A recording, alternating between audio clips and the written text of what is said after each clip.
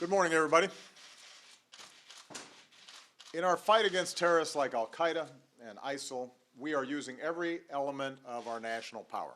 Our military, intelligence, diplomacy, homeland security, law enforcement, federal, state, and local, as well as the example of our ideals as a country that's committed to universal values, including rule of law and human rights.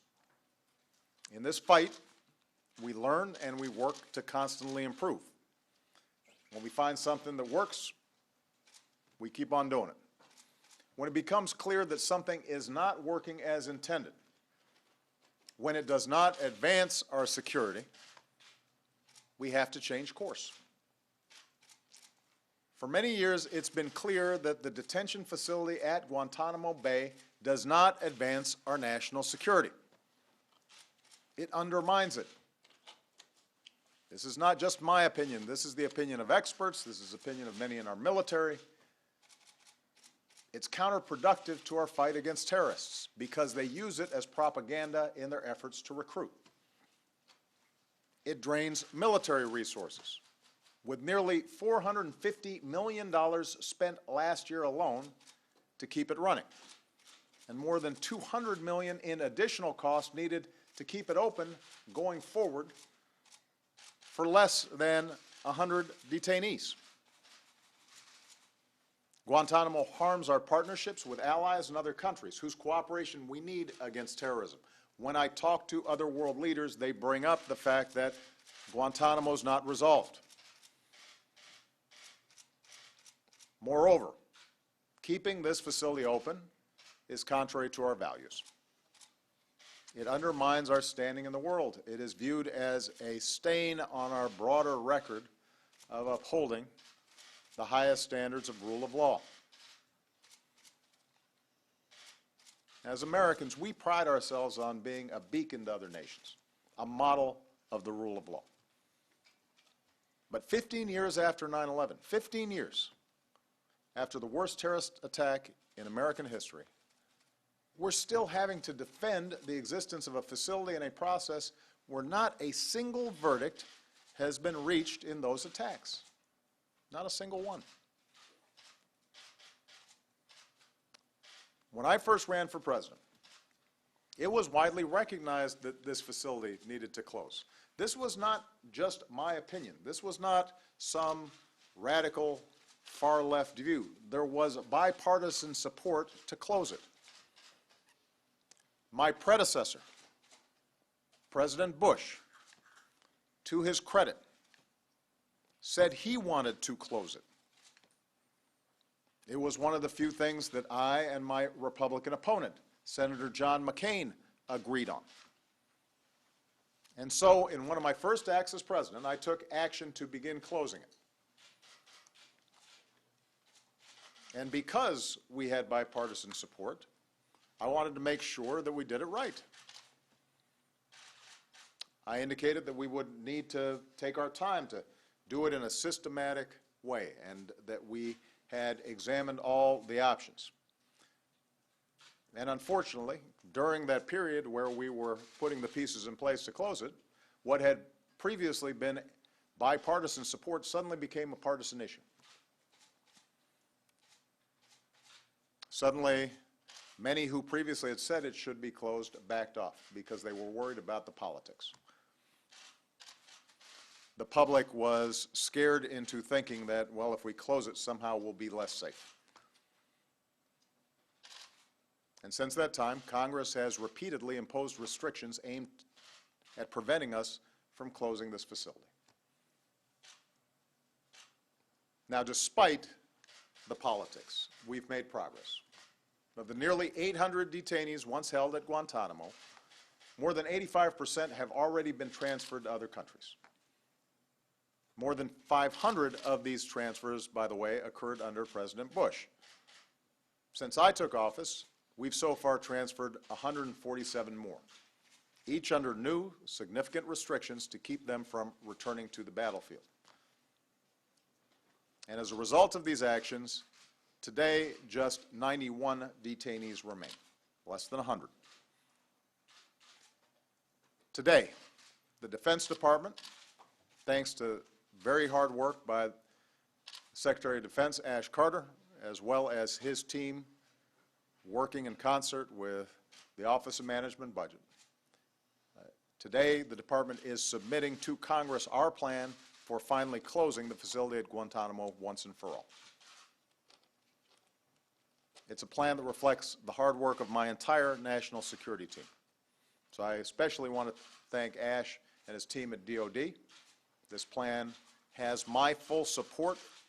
It reflects our best thinking on how to best go after terrorists and deal with those who we may capture, and it is a strategy with four main elements. First, we'll continue to securely and responsibly transfer to other countries the 35 detainees out of the 91 that have already been approved for transfer. Keep in mind this process involves extensive and careful coordination across our federal government to ensure that our national security interests are met when an individual is transferred to another country. So, for example, we insist that foreign countries institute strong security measures. And as we move forward, that means that we will have around 60 and potentially even fewer detainees remaining. Second, we'll accelerate the periodic reviews of remaining detainees to determine whether their continued detention is necessary.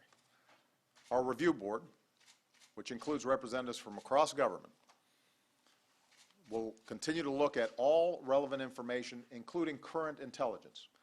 And if certain detainees no longer pose a continuing significant threat, they may be eligible for transfer to another country as well. Number three, we'll continue to use all legal tools to deal with the remaining detainees still held under law of war detention.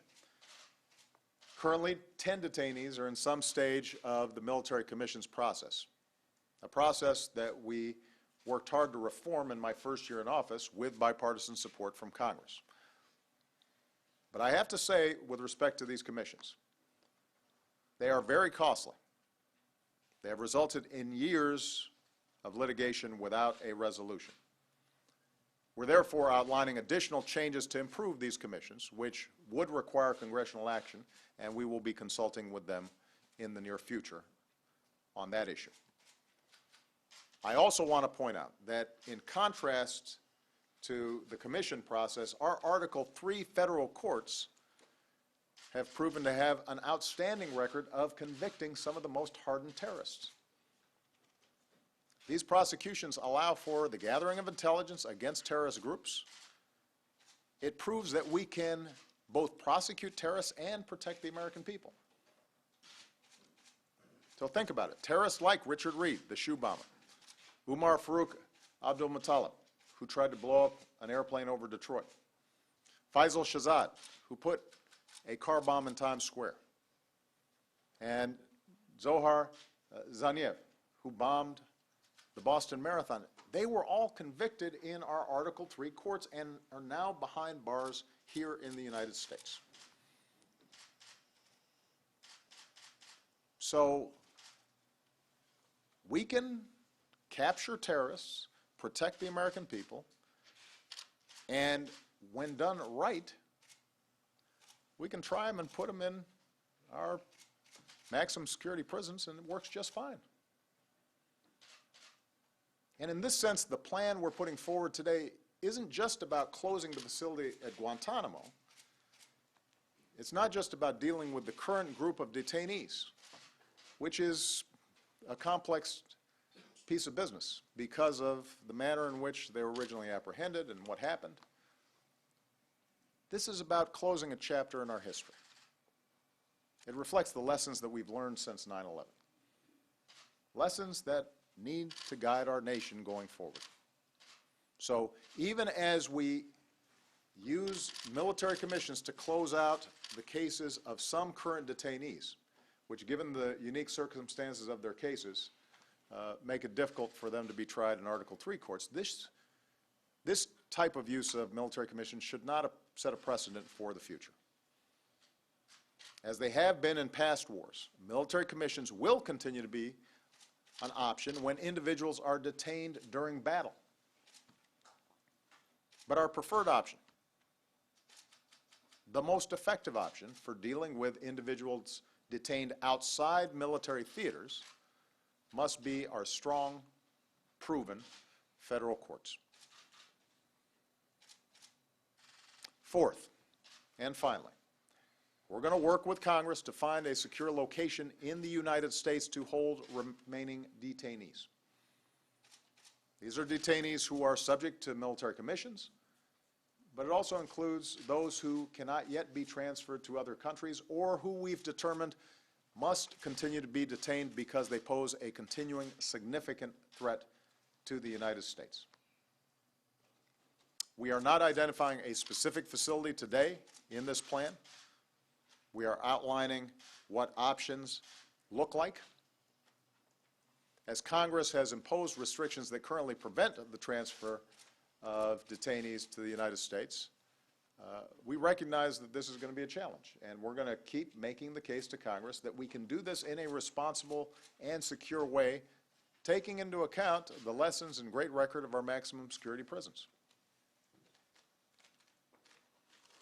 And let me point out, the plan we're submitting today is not only the right thing to do for our security, it will also save money. The Defense Department estimates that this plan, compared to keeping Guantanamo open, would lower costs by up to $85 million a year. Over 10 years, it would generate savings of more than $300 million. Over 20 years, the savings would be up to $1.7 billion. In other words, we can ensure our security, uphold our highest values around the world, and save American taxpayers a lot of money in the process.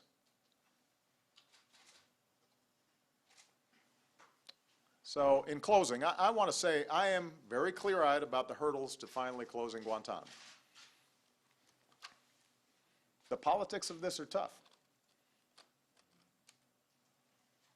I think a lot of the American public are worried about terrorism, and in their mind, the notion of having terrorists held in the United States rather than in some distant place can be scary. But part of my message to the American people here is we're already holding a bunch of really dangerous terrorists here in the United States because we threw the book at them. And there have been no incidents. We've managed it just fine.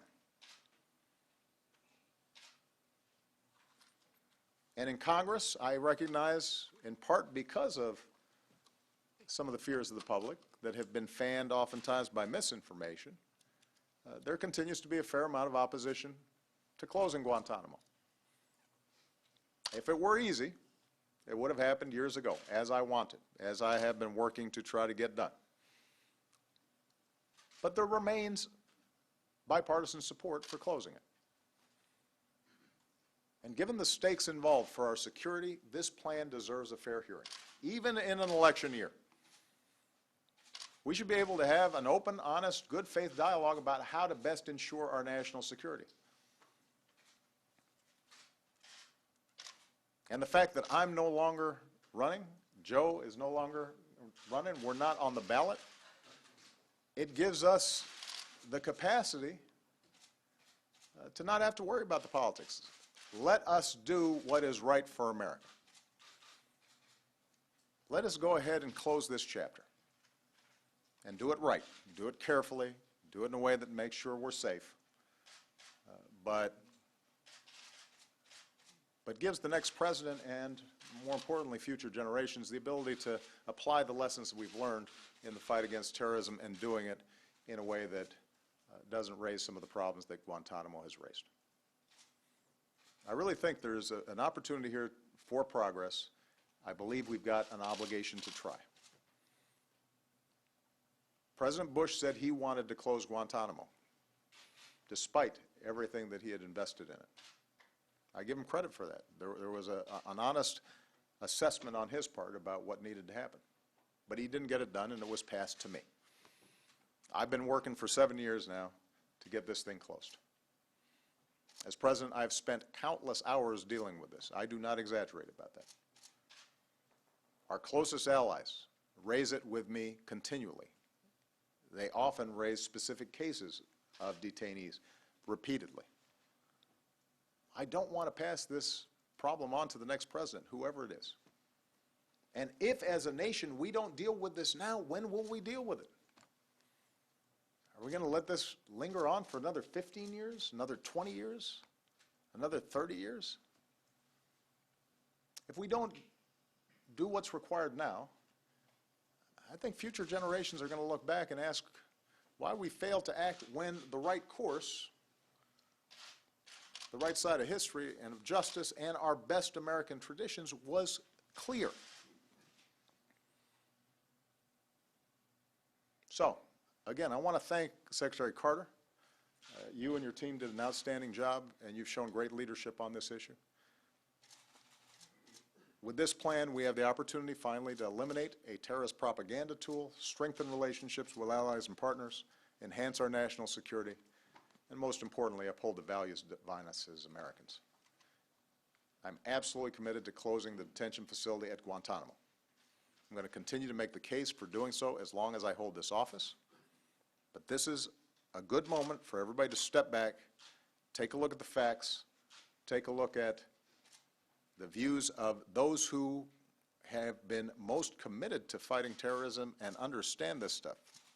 Our operatives, our intelligence officials, our military. Let's go ahead and get this thing done. Thanks very much, everybody. Mr. President, if Congress doesn't take your plan, will you ask yourself to close it?